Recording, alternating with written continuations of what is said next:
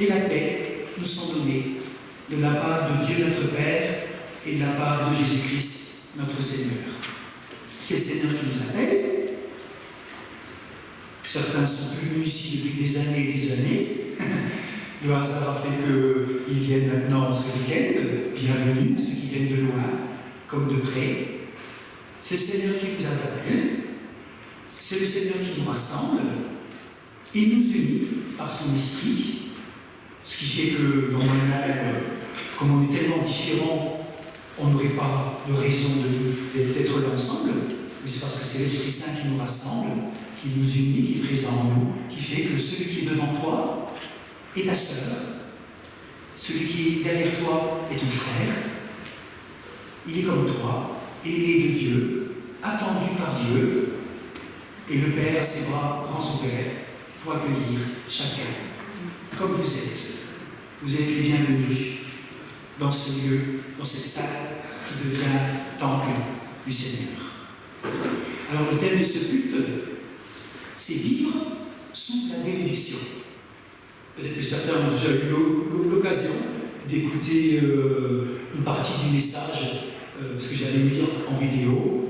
En tout cas, voilà, ça me paraît important en ce temps de tension, de difficulté, en ce temps d'incertitude, de pouvoir et savoir que Dieu a une bonne parole pour toi, que Dieu désire te bénir.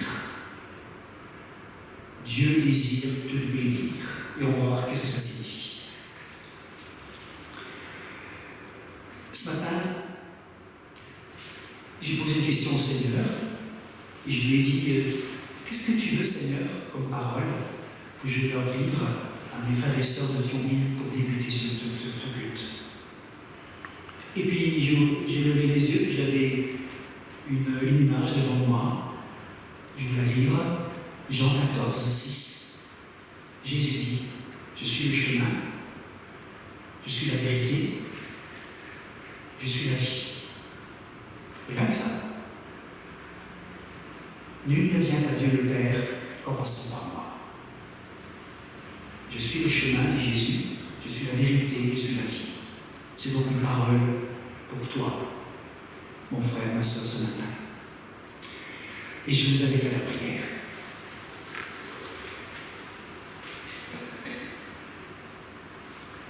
Seigneur, on se réjouit que de pouvoir être là ce matin, entre frères et sœurs. C'est toi qui nous unis, qui nous rassemble. Alors, nous voulons être là devant toi, comme nous sommes. Et le plus important, c'est que ce soit ton esprit qui conduise ce moment de culte, de prière, d'écoute de ta parole. Viens, Esprit de Dieu, souffle dans cette salle et souffle dans nos cœurs.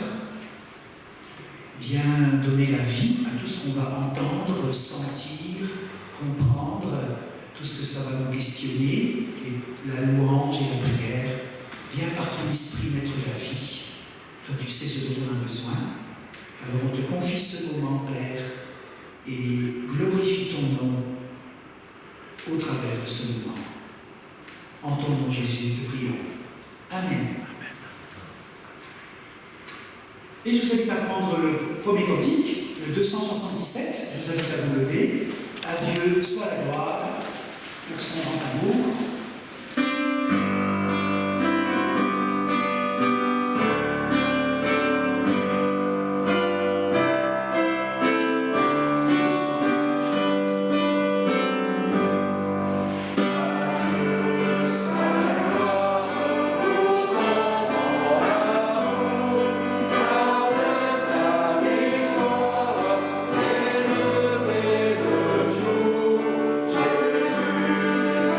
Jésus,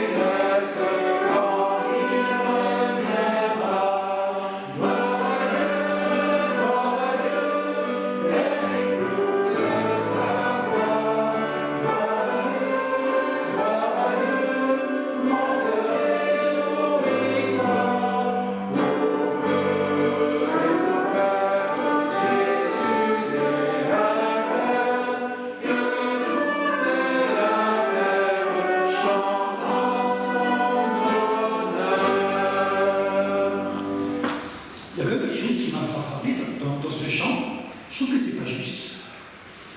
Dieu changera un deuil en allégresse quand il reviendra. Excusez-moi, mais c'est faux. Parce qu'il le fait encore aujourd'hui. Pas seulement quand il reviendra. S'il faut attendre.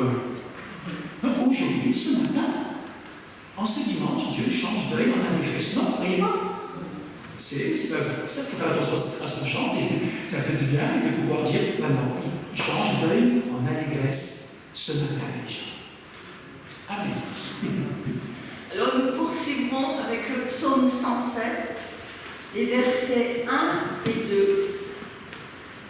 Dites merci au Seigneur, car il est bon et son amour est pour toujours.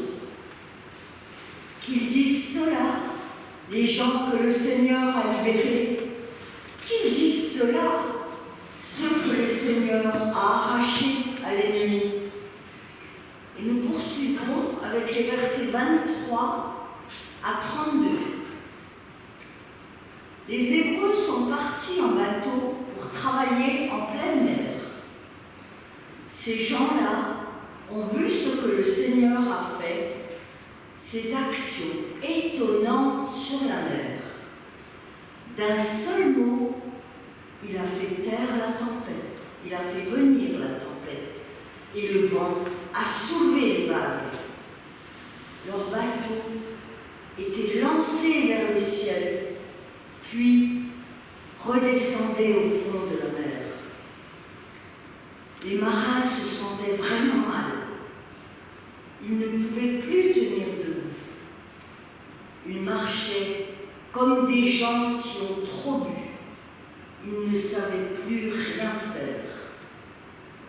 Alors, dans leur malheur, ils ont crié vers le Seigneur, et le Seigneur les a délivrés de leur peur. Il a calmé la tempête, et les vagues sont restées tranquilles. Les marins étaient remplis de joie en voyant le calme de la mer. Le Seigneur les a conduits au port qu'ils voulaient atteindre. Qu'ils remercient le Seigneur pour son amour, pour ses actions étonnantes envers les humains.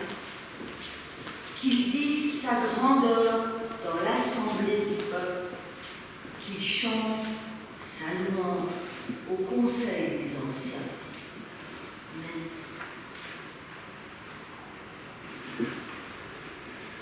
Et nous chantons, je te bénis, mon Créateur, pour la merveille que je suis.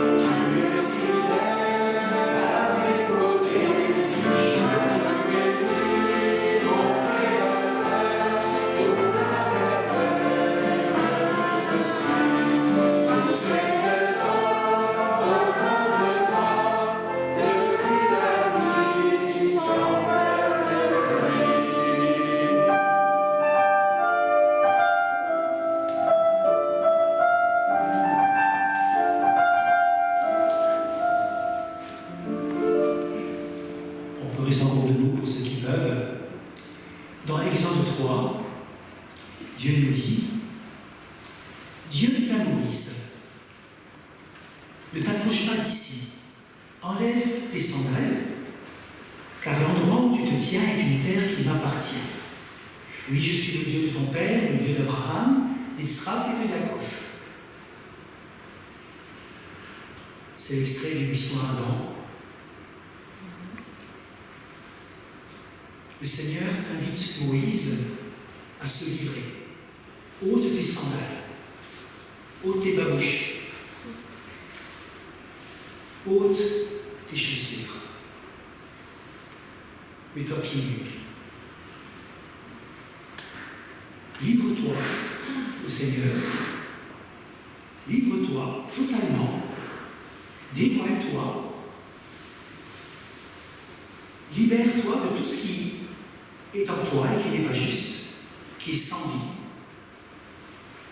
Moïse, Daniel, Florence, Isabelle, enlève tes sandales, présente-toi devant moi, dit Dieu. Présente-toi devant moi. Le Seigneur nous invite à ôter de nos vies tout ce qui nous encombre pour entendre l'appel que Dieu a pour toi. Il t'appelle. Voilà la volonté de Dieu. Débarrasse-toi. Je t'appelle, dit Jésus.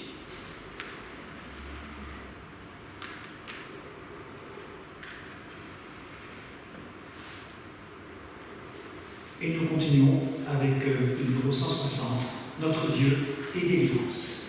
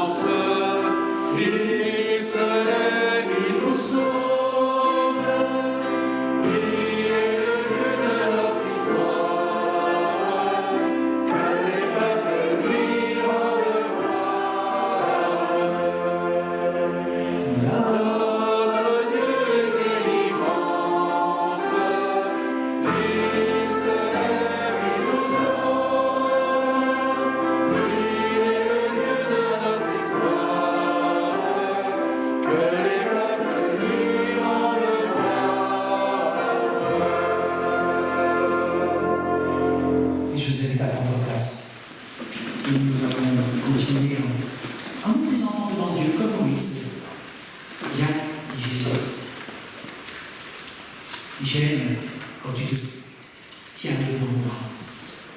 C'est la volonté du Père que l'on puisse se tenir devant lui. Il aime accueillir ses enfants, sans jugement, en vérité. Alors on va se présenter et on va prier, demander pardon.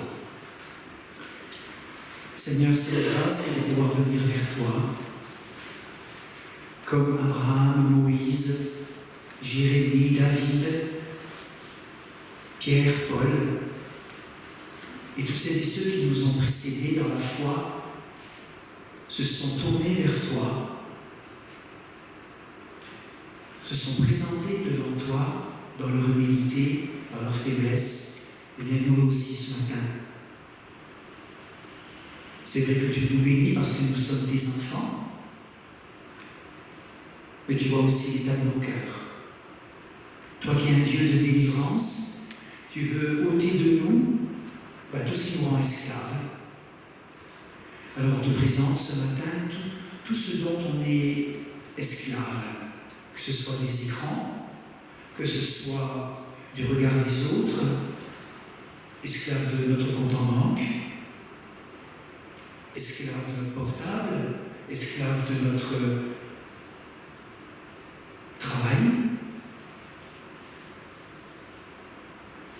esclave de nos familles. Seigneur, on te présente tout ce qui nous enchaîne, tout ce qui nous lie ce matin. La peur de demain, la peur de vivre une vie de couple, la peur d'être seul, la peur d'être malade, la peur de ce qui va se passer pour notre communauté,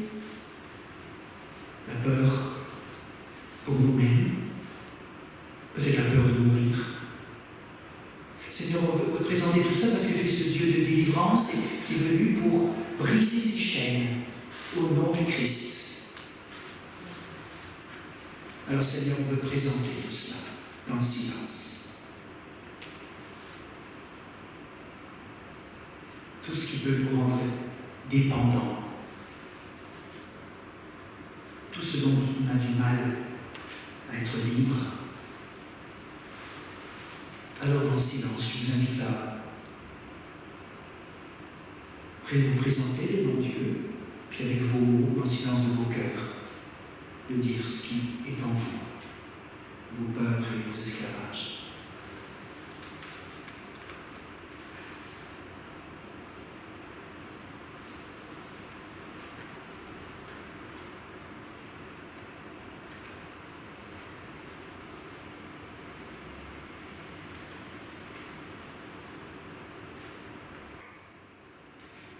Merci Seigneur parce que tu entends tout ce qui est monté de nos cœurs. Tu nous aimes et tu veux mettre la vie en nous pour la gloire de ton nom. Par Jésus, nous te prions. Amen.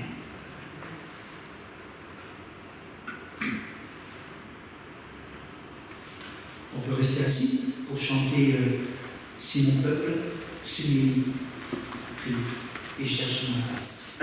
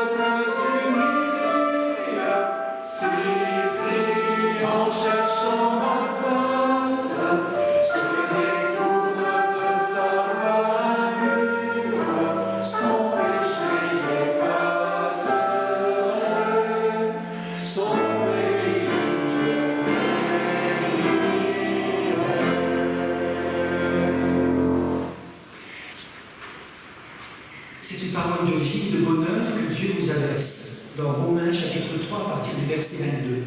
Écoutez bien. Dieu rend juste les êtres humains par leur foi en Jésus-Christ. Il le fait pour tous ceux qui croient au Christ parce qu'il n'y a aucune différence entre eux. Tous ont péché et sont privés de la gloire de Dieu. Bon, tous ont péché, c'est pas une bonne nouvelle. Mais, il y a toujours un mais avec Dieu, mais dans sa bonté,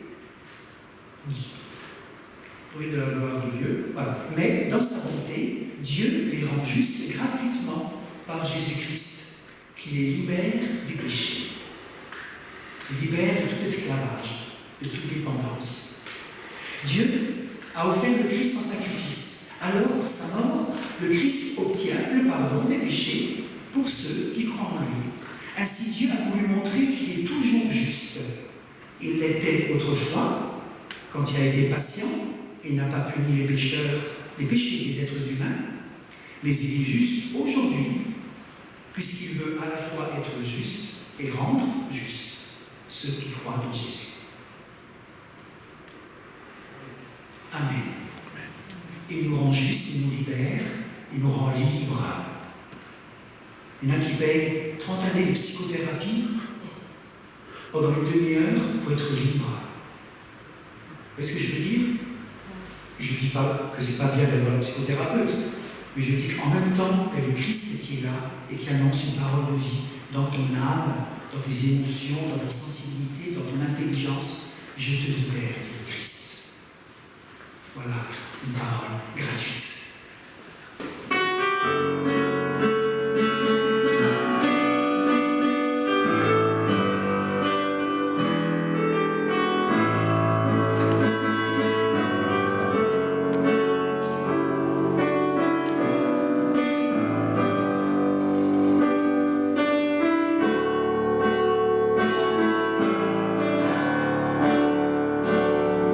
Cause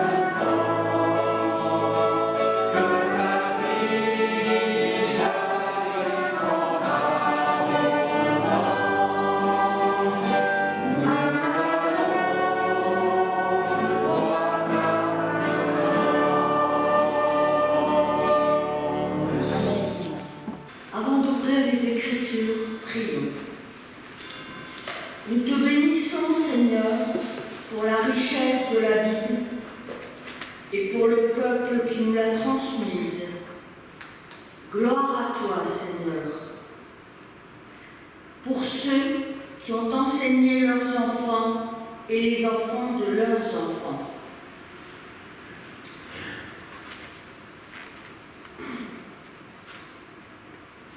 Pour que les promesses de Dieu parviennent jusqu'à nous, gloire à toi, Seigneur. Pour ceux qui, par l'Esprit, ont rédigé ces livres, témoins fidèles du Dieu libérateur et proclamateur de bonnes nouvelles, gloire à toi, Seigneur. Parle-nous par ta parole. Amen.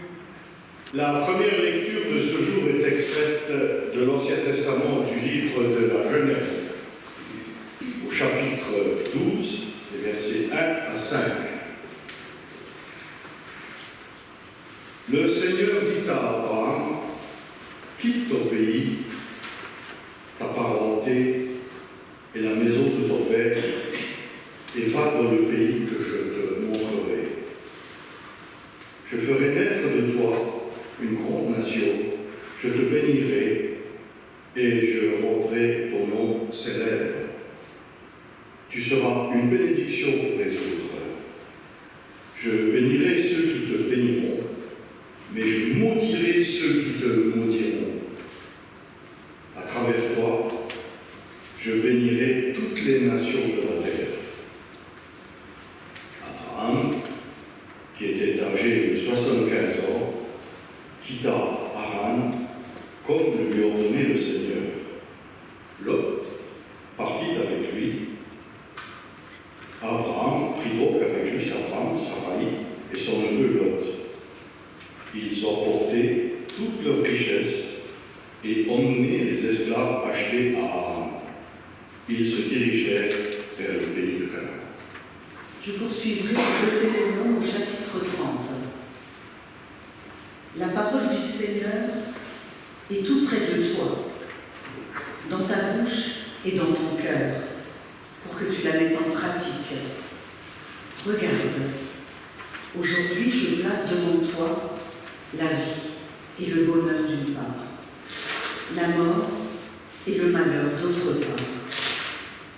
Mets en pratique ce que je t'ordonne aujourd'hui. Aime le Seigneur ton Dieu, suis le chemin qu'il te trace, obéis à ses commandements, à ses lois et à ses règles. Ainsi tu vivras, tu te multiplieras. Le Seigneur ton Dieu te bénira dans le pays dont tu vas prendre possession.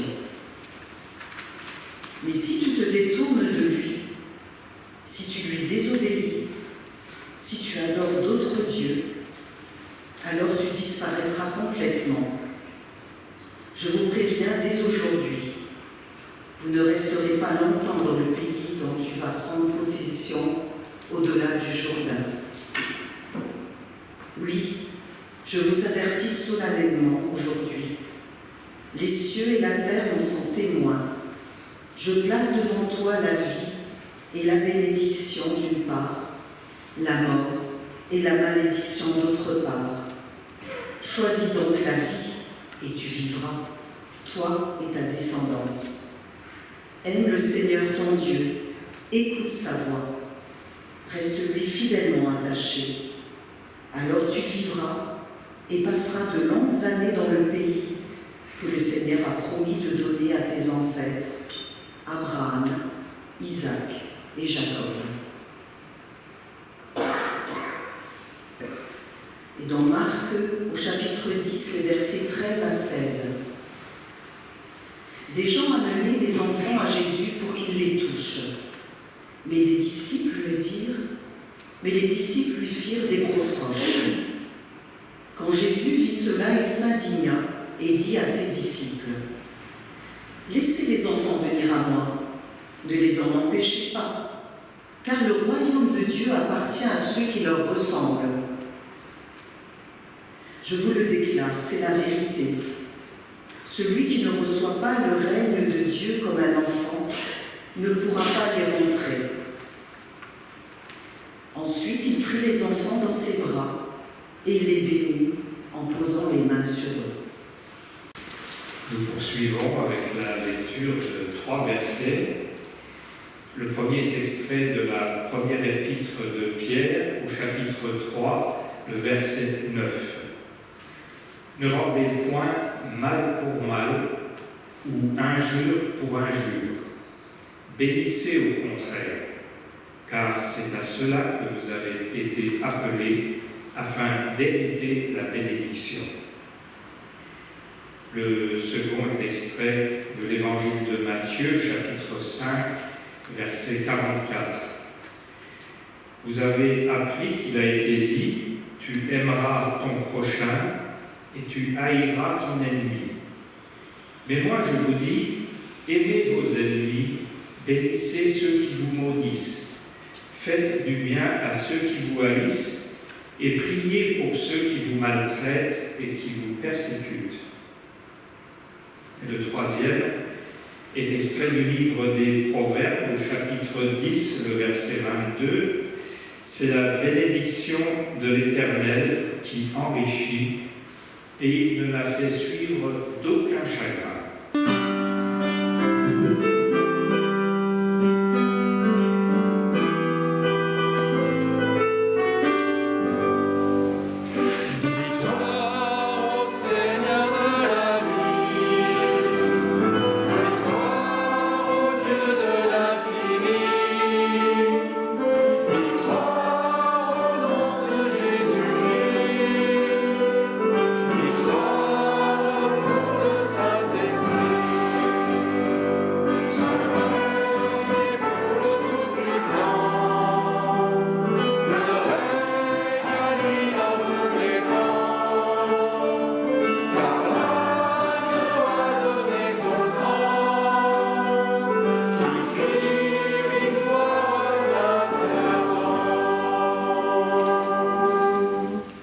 Alors, je ne sais pas ce qu'il en est pour vous.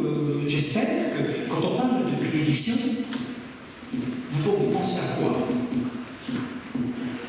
Alors, je me suis mis dans votre tête et je me suis dit, sans doute, ils doivent penser qu'à la fin du culte, le Seigneur, le pasteur, prédicateur laïque, un membre de la paroisse, nous sommes tous appelés à bénir, lève les mains et puis prononce une parole de bénédiction. Ça vous dit quelque chose, je pense. Chacun pense que voilà, la bénédiction, c'est à la fin du culte. Alors, on est venu à ce culte avec notre état d'esprit, chacun comme vous êtes, une joie et une tristesse. Et puis, tout au long de ce culte, au travers des chants, au travers de la musique, au travers du texte biblique, au travers de la prière, de ce qui se passe autour de nous, eh bien, on chemine, ça nous fait du bien, on avance. Et puis, à la fin du culte, le pasteur vous invite à vous lever et puis prononce une bénédiction. C'est comme si, par exemple, Dieu vous disait, avant de partir, j'ai encore une dernière chose à vous dire. Reçois ma bénédiction. Si on arrive au culte avec nos soucis, on en repart en apportant avec nous une bonne une parole de Dieu. C'est quoi cette bénédiction? C'est comme si Dieu nous dit, reçois une parole de Dieu, ma parole, dans ta vie, je te veux du bien, c'est bien que tu existes. C'est comme si Dieu nous disait que je t'appelle à la vie, je t'appelle à l'abondance, je t'appelle à la générosité, je te donne une promesse. À la fin du culte, Dieu nous dit, je te donne une promesse, je serai avec toi, je vais t'accompagner. Alors j'aimerais en 3 temps d'abord voir comment l'homme bénit Dieu, puis ensuite comment Dieu bénit l'homme, c'est mieux de voir comment Dieu nous bénit, puis ensuite quelques exemples de bénédiction. Rapidement, comment l'homme bénit Dieu? Dans la spiritualité juive, la journée commence par une même bénédiction. Béni sois-tu, ô Seigneur, Dieu de l'univers, toi qui... Voilà. En principe, chaque juif prononce cette bénédiction au début de la journée. Et puis en préparant ce culte, je me suis rendu compte que pendant toute la journée, écoutez-moi bien, pendant toute la journée, et pour bien des situations très différentes, le juif bénit le Seigneur. Par exemple, quand arc-en-ciel, le juif bénit le Seigneur. Je ne savais pas ça, c'est en cherchant et en préparant ça. Quand il entend un grondement de tonnerre, le juif bénit le Seigneur. Quand il passe devant un cimetière juif, il bénit le Seigneur. Ouais. Avant de manger un fruit provenant d'un arbre, il bénit le Seigneur. Avant de manger un aliment à la base de céréales ou de riz, il bénit le Seigneur. À tout instant, je crois que, en règle générale, un juif pourrait prononcer une centaine de bénédictions par jour. Béni sois-tu, Seigneur. Pour ceux qui aimeraient entendre une bénédiction juive, voilà ce que ça peut donner d'abord en français. Béni sois-tu, roi de l'univers, qui fait sortir le pain de la terre. En hébreu, c'est comme ça. Baruch ata Adonai Eloheinu melech haolam hamotzi lechem mine haaretz. Voilà comment le juif bénit le Seigneur. Le juif bénit Dieu de son réveil jusqu'à son sommeil. Alors, on peut se poser la question, est-ce que Dieu a besoin de la bénédiction des humains pour être?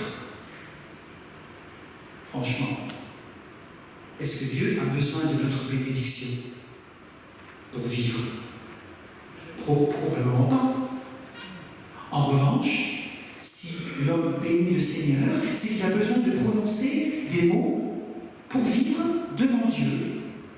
Bénir Dieu, c'est quoi? C'est proclamer que Dieu est à l'origine de toutes choses. Béni sois-tu, Seigneur, tu m'as créé. Bénir Dieu, c'est une façon de placer toute sa vie, toute notre existence devant lui. Lorsqu'on bénit le Seigneur, c'est comme si on lui disait, tu es la source de mon existence. Béni sois-tu, Jésus. Tu es la source de mon existence. Sans toi, il n'y a pas de vie. Et quand on dit béni soit le Seigneur, béni sois-tu Jésus, on le dit non seulement à Dieu, bien sûr, mais on le dit aussi dans notre cœur, dans notre intelligence, dans nos émotions, dans notre esprit, quel que soit mon état d'âme. Hier, durant le partage biblique qu'on avait à Livange, beaucoup de personnes disaient « Mais je ne ressens pas Dieu en ce moment. » Je dis heureux. Que tu sentes ou que tu ne sens pas, Dieu existe. Ne te fie pas à tes sentiments, à tes états d'âme. David dira « Mon âme, bénis le Seigneur. » Je reconnais que Dieu est là en premier. Et ça change tout. Bon, je ne sais pas si ce matin, qu'est-ce que vous pourriez dire à la suite de cette phrase? Seigneur, je te bénis pour. Seigneur, je te bénis parce que. À vous de voir, qu'est-ce que vous pourriez mettre à la suite de ces quelques phrases, quelques mots. Je vous laisse déjà avec ça. À moins que quelqu'un ait envie de dire, pourquoi pas. Seigneur, je te bénis pour la journée qui commence. Baruch ata Adonai, béni sois-tu Seigneur, roi de l'univers. Ah. Pour ta présence dans ma vie. Comment? Pour ta présence dans ma vie. Pour ta présence dans ma vie. Pour ta présence dans ma vie, excusez-moi, voilà. Avec le masque, c'est difficile. Pour ta présence dans ma vie. Je te bénis, Seigneur, pour le pain que tu nous donnes chaque jour. Voilà, j'ai pas tout compris. Michel, tu veux dire plus fort? Je te bénis, Seigneur, pour le pain que tu nous donnes chaque jour. Voilà, il y a un bon point, Michel. Merci. Voilà, etc., etc. Maintenant, on va voir comment, ça c'est comment l'homme bénit Dieu. Maintenant, on va voir comment Dieu te bénit. Ça, c'est un peu plus intéressant peut-être, non? Comment Dieu te bénit. C'est quoi la bénédiction de Dieu sur l'homme? C'est une parole PVC. Polychlorure de vinyle. PCV. PVC. P, c'est une parole puissante. La bénédiction de Dieu est chargée de puissance. Elle vient se poser sur toi. C'est pour ça que sur des êtres vivants. C'est pour ça que les protestants, en principe, parce qu'en principe, les protestants ne bénissent pas les objets. En Alsace, on m'a demandé de bénir un camion de pompier. Alors, j'étais là, j'ai dit à mon collègue prêtre, Tu veux le faire, tu le fais. Moi, j'ai baigné les pompiers, mais je n'ai pas baigné le camion. Donc, c'est une parole chargée de puissance. Elle vient se poser sur les êtres vivants avec ce que nous sommes. C'est une parole élevée, c'est une parole de vie. Une puissance de vie qui s'oppose à toute malédiction, qui s'oppose à la mort. Enfin, c'est une parole créatrice, qui transmet ce qui est bon et ce qui est heureux. Quand Dieu dit les choses, au commencement de la Genèse, Dieu dit les choses s'accomplissent. Quand Dieu parle, il crée. Ça advient. Dieu a décidé de bénir sans relâche, sans fin. La bénédiction de Dieu est inconditionnelle, elle est dans sa nature. Et quand l'homme donne à son tour une bénédiction, il puise alors dans la richesse de Dieu, et l'homme manifeste ainsi la générosité de Dieu. Je reçois, je donne. Un jour, un homme raconte que ses parents étaient très âgés lorsqu'il est né. Très âgés, ses parents. Et ses parents sont décédés alors qu'il était encore un enfant. Et avant de mourir, son papa, très âgé, l'appelle et lui dit « Mon fils, je n'aurai pas l'occasion de parfaire ton éducation parce que je vais partir. Alors n'oublie jamais ce que je vais te dire. Chaque jour, Dieu est avec toi. Et donc, il n'y a pas grand-chose que tu as à craindre. Chaque jour, Dieu est avec toi. Il n'y a pas grand-chose que tu as à craindre. » Et cet homme a dit que dans tout ce qu'il a fait, il n'a jamais oublié cette parole. Il n'y a pas grand-chose que tu n'aies à craindre.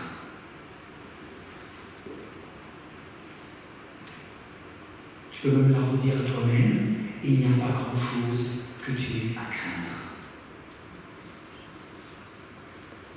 Alors si ce ne sont pas vos parents qui ont prononcé cette parole a été prononcée sur votre vie le jour de votre baptême.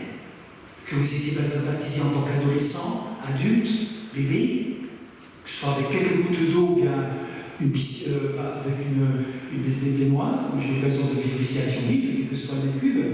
C'est une parole, le baptême. Par le baptême, Dieu te dit cette parole. Tu es mon fils, tu es ma fille bien-aimée. Pour toi seul, Gérard, pour toi seul, Christ est mort et il est ressuscité. Partout où tu iras, je serai avec toi. N'aie donc pas crainte. Voilà ce qu'il dit le jour du baptême.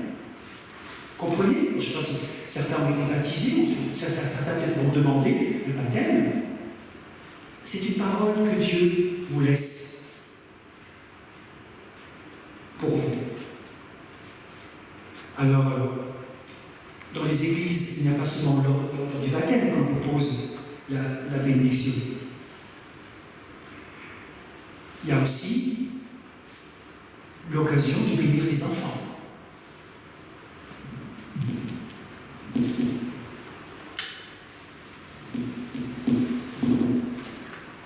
De temps en temps, lors des cultes d'action de grâce, je montre cette image, cette bouteille. J'espère qu'on la voit. Voilà.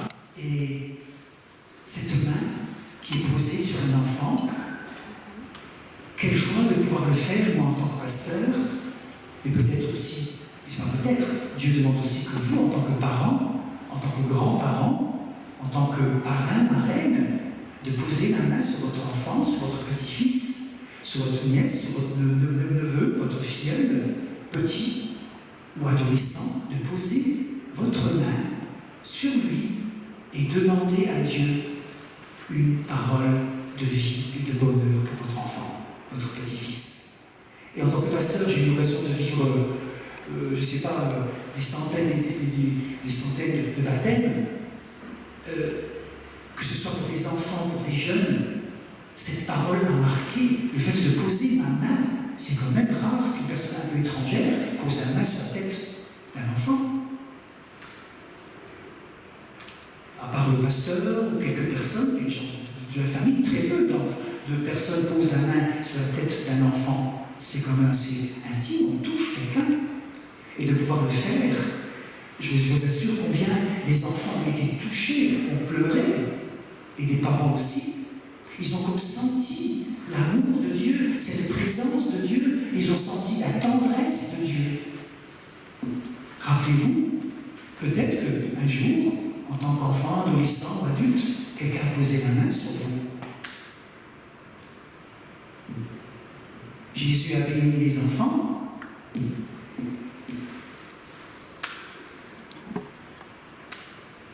Nous sommes appelés à bénir les uns les autres, de pouvoir montrer aux uns et aux autres cette tendresse de Dieu, cet amour de Dieu, en lui disant par exemple, tu es précieux pour Dieu, tu es son enfant, sois rempli au plus profond de toi-même de l'Esprit de Dieu, sois béni au nom du Père, du Fils et du Saint-Esprit. Voilà.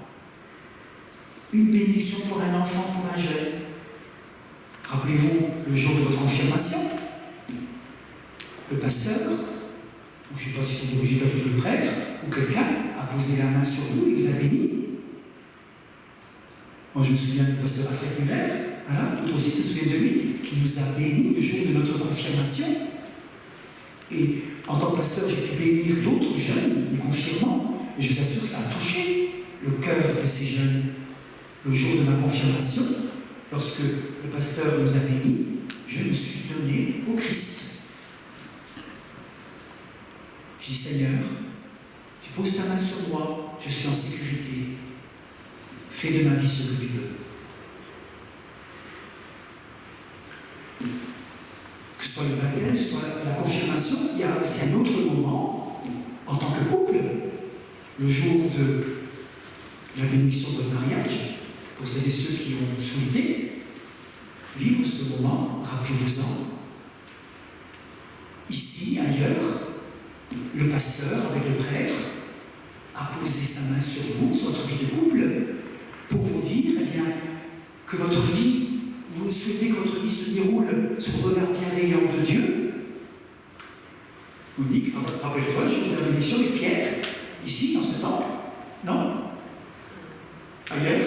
Comment? En Alsace. En Alsace, c'était, voilà, rappelez-vous-en. J'ai besoin de cette aide, de cette présence. Je veux que ma vie de couple soit touchée par Dieu, accompagnée par lui.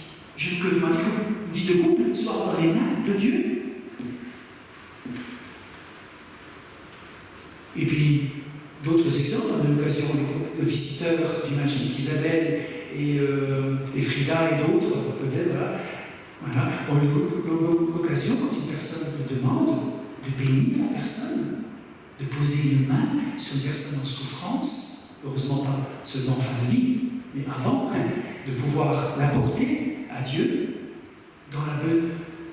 dans cette maladie. Je reconnais que le Christ vient à ma rencontre pour me donner une parole qui me recrée et qui me guérit. Et puis il y a aussi ce que vous faites, ou je ne sais pas si vous faites encore, avec ce binôme, ces deux personnes qui proposent à la fin du culte un temps de prière, c'est aussi un temps de bénédiction. Il devrait y avoir la queue pour recevoir une parole de bénédiction. C'est une parole qui nous touche, qui nous transforme, qui crée des choses en nous.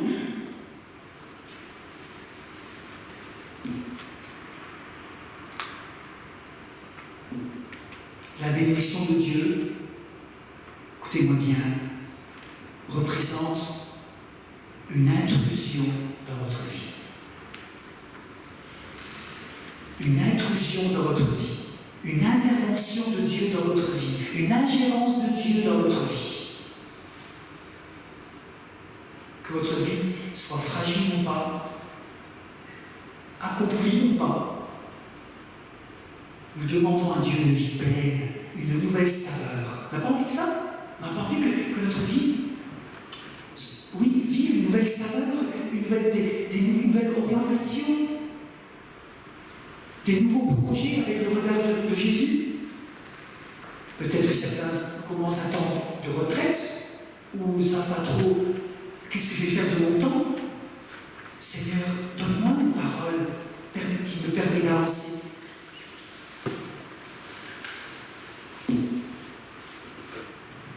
Et enfin, je termine en disant que, comme Abraham, le jour où vous avez été béni, lorsque vous avez été béni, c'est pour que vous soyez source de bénédiction pour les autres.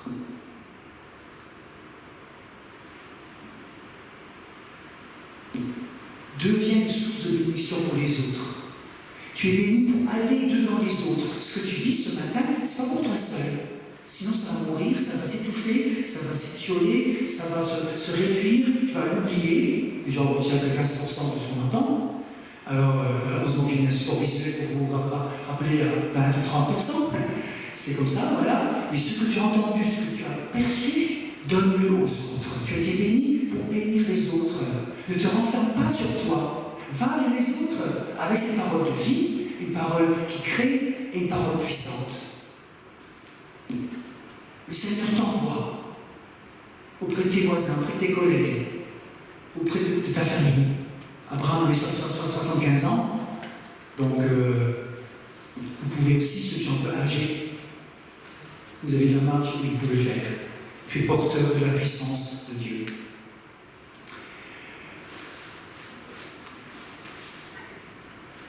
Alors, j'aimerais que l'on puisse d'abord réfléchir un petit peu à tout ça pendant l'interlude musicale, et puis ensuite, je proposerai un temps de bénédiction pour toute l'Assemblée. Quand j'étais à Bofsheim, le deuxième dimanche de janvier, on rassemblait tous ceux qui étaient baptisés, confirmés, mariés et ceux qui ont vécu un deuil. Et durant le culte, à la fin, je proposais de les bénir individuellement. Au début, il y avait 20-30 personnes, puis à la fin, il y en avait 150-200. On pouvait le faire individuellement. On faisait une bénédiction collective d'hommage, mais les gens attendaient ça. Et les gens étaient sensibles, étaient touchés par une parole, par l'action de Dieu. Je vous avertis solennellement aujourd'hui, dit le Seigneur, les cieux et la terre en sont témoins. Je place devant toi la vie et la bénédiction d'une part, la mort et la malédiction d'autre part. Choisis donc la vie et tu vivras, toi et ta descendance. Amen.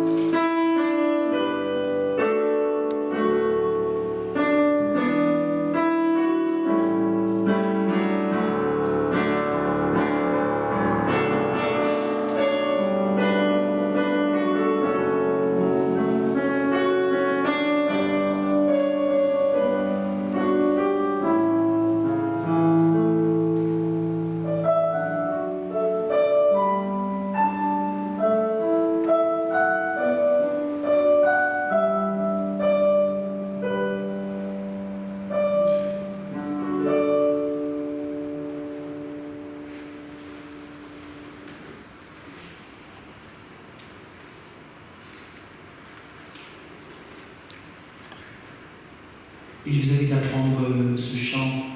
Jésus est au milieu de nous. On peut se lever, son regard s'abaisse sur nous. Je veux vous bénir tous.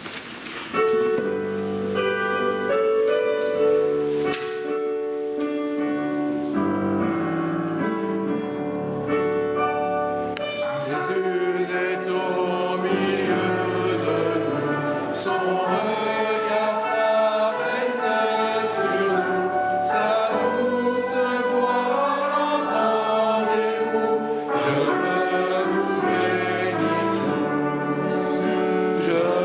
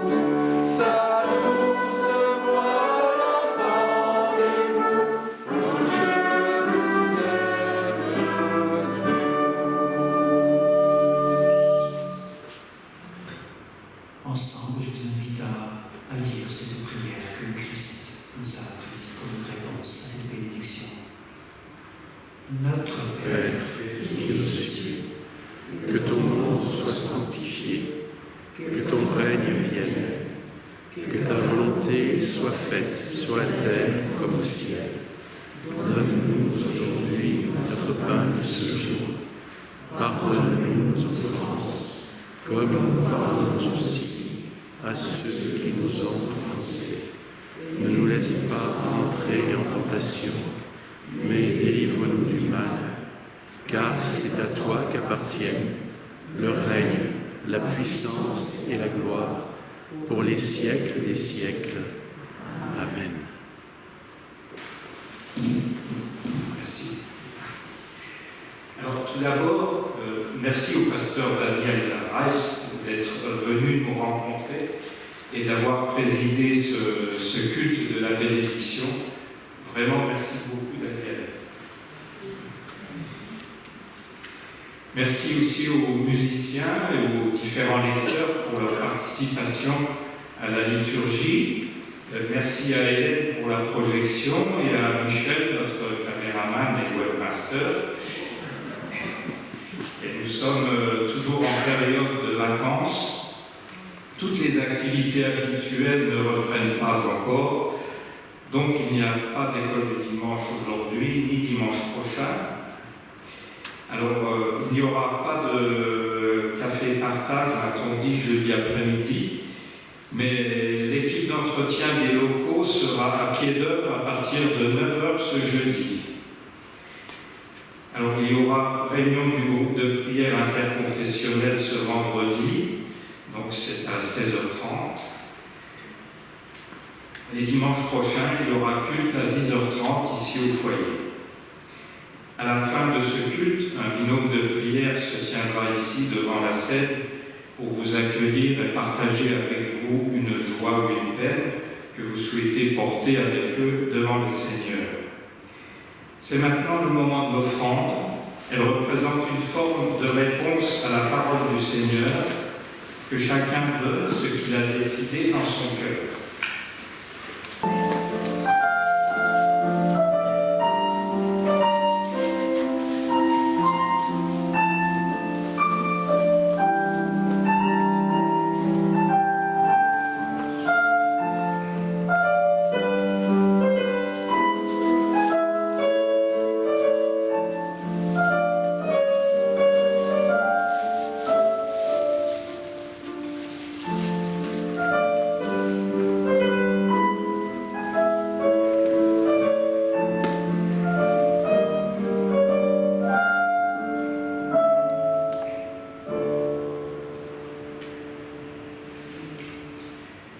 Je vous invite à la prière.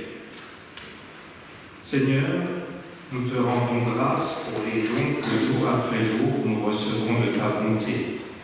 Accepte cette offrande comme un signe de notre consécration à ton service. Amen.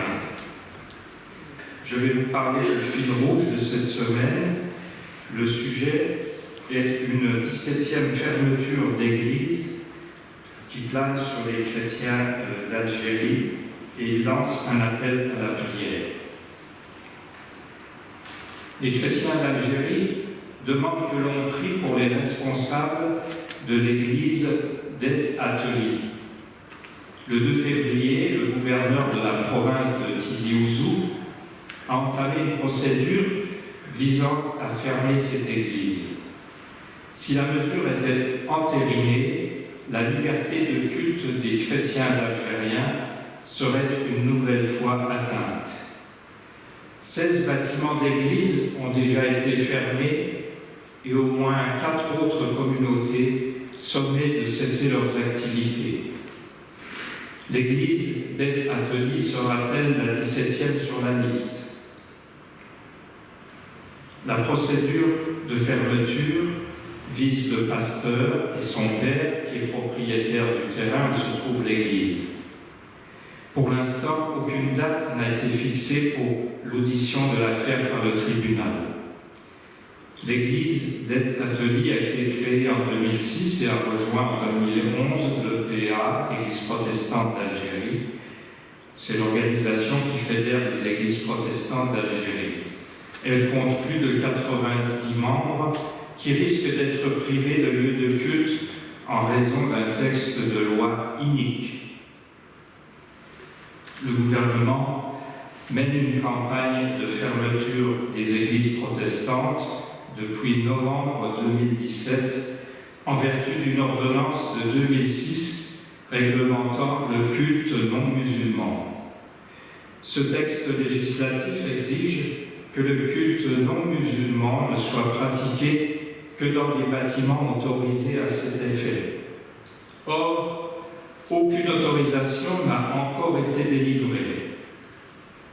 Mais, d'après Youssef, un responsable d'église en Algérie, quand un Algérien est touché par l'Évangile, rien ne peut l'empêcher de témoigner. Une ferveur qui se manifeste partout et toujours, même quand une église a été fermée. Voici les sujets de prière qui nous ont été proposés. Louer Dieu pour son Église d'Algérie qui survit et même prospère malgré les fermetures d'églises. Prier Dieu d'inspirer le pasteur et son père, ainsi que tous les responsables d'église. Prier pour que l'église d'Ed Ateli gagne le procès, évitant la fermeture et que toutes les églises fermées rouvrent bientôt. Oui, merci Gérard pour toutes ces informations. On pourra chacun porter cela chez soi en priant pour l'Église protestante d'Algérie. Je voulais faire une petite annonce en plus qui nous concerne aussi. La Fédération protestante de France a écrit un courrier aux candidats à l'élection présidentielle. Donc, dans ce courrier, il y a 10 thèmes, 10 questions posées aux actuels candidats, ceux qui sont des candidats à l'élection présidentielle. Ils ont reçu cette lettre avec 10 thèmes, 10 questions que la Fédération protestante de France, en tant que protestant, pose comme question aux candidats. Dans ces thèmes, il y a la laïcité, le handicap, la pauvreté, la justice sociale, l'écologie, l'égalité femmes-hommes, l'accueil des réfugiés, le racisme, la solidarité internationale et la jeunesse-éducation. Donc, tout ça, c'est sur protestant-pluriel.org, protestant-pluriel.org, et vous verrez cette lettre avec la documentation et les 10 questions posées aux candidats. J'espère fortement avoir un retour, c'est-à-dire que les candidats répondent, et pourquoi pas avoir une rencontre à Paris avec les candidats. Ils invitent aussi les pasteurs qui ont reçu cela à informer nos médias régionaux, parce qu'il est vrai que ça a été très bien diffusé sur le Figaro, sur la Croix, au niveau de l'AFP. Moi j'ai téléphoné au Répu et je leur ai dit voilà ce qu'il en est. La Fédération protestante de France a envoyé ceci. Ils vont voir si c'est comment ils peuvent l'inclure dans le journal ou pas. Voilà. En tout cas, c'est important que vous pouvez dire que la Fédération protestante s'intéresse aux élections fortement et souhaite une réponse face à ces points si importants en ce moment pour notre pays. protestant-pluriel.org et vous trouverez tout. C'est très, très intéressant à lire. Voilà, j'étais très heureux de pouvoir vivre ce moment. Et puis, pour vous, que ce soit à la maison ou à donner, vous avez quelques prières de bénédiction et quelques bénédictions au dos, à consommer sans modération.